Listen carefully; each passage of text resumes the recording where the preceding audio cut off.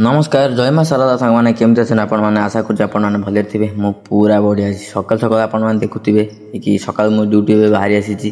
तो ये गोटे कथाटे कह आज्ञा समस्त जीवन में कष्ट दुख भरा जीवनटा कहीं जीवनटा मनुष्यर एत सहज हो न थाए जी मनुष्य भावी था कि बहुत स्वप्न जड़े देखी थाए तार स्वप्नर विपरीत किसी होता है तो सब जिन सामान चल न थाए कि कष्ट कि दुख कि भरा नहीं मनुष्य आगू चलता है जीवन में आठी परिश्रम करुवा पिलाटी कि जो मैंने गोटे कंपानी रे काम कर चाहती सब आम कम करूँ भल मेहनत करूँ आ दी पैसा इनकम करूँ आगू को जीवु तो सेटा आज्ञा सफल हो पार न था सफल हाँपाई ताकू सफल भाया कम करने पड़ता है बहुत दिन खटिया पड़ता है तो ये धन्यवाद देवी मु कि पाखापाखि 2 ରୁ 2.5 वर्ष हो कंपानी रे काम कर डेलीवरी कुरियर ऑफिस कोरुआरे तो ये धन्यवाद समस्त देवी ये ऑल टीम एवं सार मैडम समस्त धन्यवाद देवी कि से माने उपयुक्त एक कंपानी करी आमको से जगार नहीं किसी कर्म जोगे तांको मध्य बहुत बहुत धन्यवाद हृदय कहीं ना आज्ञा गोटे प्राइवेट संस्था हेले भी सी आज्ञा आमर पेटटा पोषुची आउ गोटे कथा कि आम जब कर्म न करिबा आम पेट पोषी हम ना तो से आमको ही कर्म करने पड़ो कहीं 1000 कंपानी थे कौन हम जब आम इच्छा शक्ति न कम करने केबेले कम करहबनी तो यहाँ हूँ निजर मनर कथा कि जीवन जंत्रणा पार्सल नहीं आस कस्टमर सांगे भल बिहेव कर ताकू पार्सल दियो तो सीटू बहुत कष्ट करने पड़ता है कौटी वर्षा होता है कौटी खराब होता है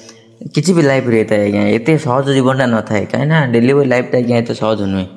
तो गोटे पुअर लाइफ रे कौन चले कौन न चले सब जिन को सी सहीकि आगू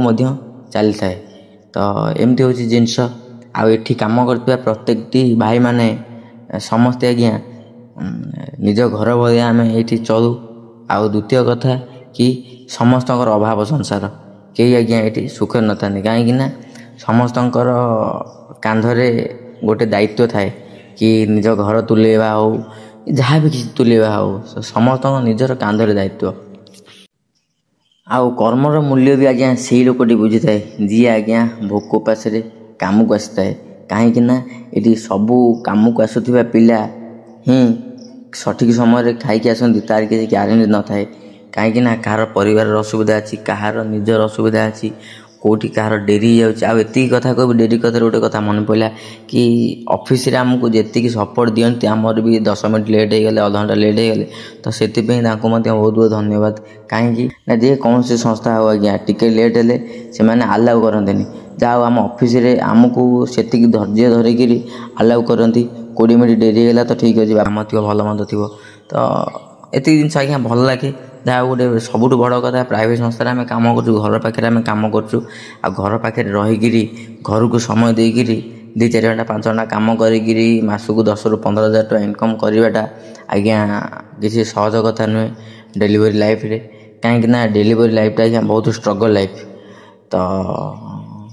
निहाती भाव में आपण भल लगी भावुँ स्टोरीटा रोचे जय माँ शारदा।